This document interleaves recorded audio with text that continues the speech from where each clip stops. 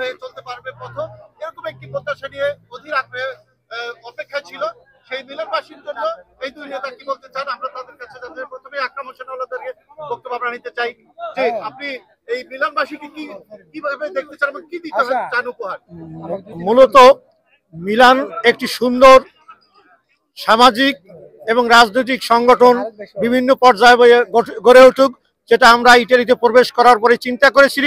সেই ধারাবাহিকতায় অনেকটাই আমরা চেষ্টা করে অনেক কিছুই কনসুলেট অফিস, মাদ্রাসা, মসজিদ সহ যা আছে, এছাড়া সামাজিক যত সংগঠন আছে দীর্ঘ সময় আমরা সুসংগঠিত করার চেষ্টা করেছি।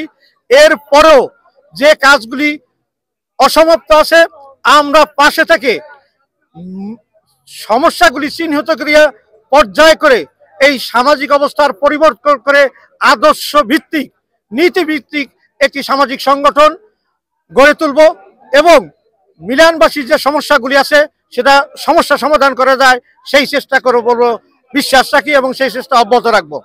ধন্যবাদ। আমরা মজিবুর রহমান হারেস তার কাছে জানতে চাইবো মিলান কমিউনিটির জন্য তারা কি বয়ে নিয়ে আসছে বা এই ঐক্যবদ্ধ হয়ে তারা কি কাজ করবে। মূলত আমরা দীর্ঘদিন যাবৎ এই মিলানে বসবাস করছি এবং আমরা এই মিলানের একটা স্বচ্ছ বাঙালি কমিউনিটি প্রতিষ্ঠার লক্ষ্যে দীর্ঘদিন আমরা কাজ করে গেছি।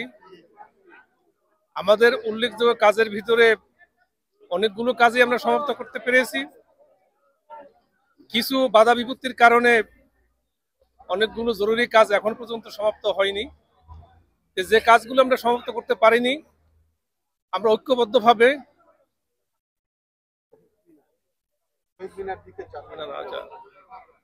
আমরা যে সমস্ত অসমাপ্ত কাজগুলো এখনো বাকি রয়ে গেছে তার ভিতরে যেমন উল্লেখযোগ্য শহীদ মিনার, এই শহীদ মিনার নিয়ে আমি অনেক দূর এগিয়েছিলাম, আকরাম ভাই সহ আমরা চেষ্টা করেছি। এখনো যারা চেষ্টা করে গেছে আমরা মনে করি যে এই কাজটি আমাদের দ্রুত করার দরকার এবং আমরা আশা করি আকরাম ভাই, আমরা এবং আরো যারা আছেন কমিউনিটির ব্যক্তিত্ব ত্যাগী লোক, তাদের সমন্বয়ে আমরা এই কাজটি সমাধান করতে পারবো ইনশাআল্লাহ। এবং সবচেয়ে বড় কথা হচ্ছে যে আমাদের প্রত্যয়, আমাদের আজকে প্রতিজ্ঞা যে আমরা একটি মিলানের পরিচ্ছন্ন ঐক্যবদ্ধ বাঙালি কমিউনিটি প্রতিষ্ঠা করবো।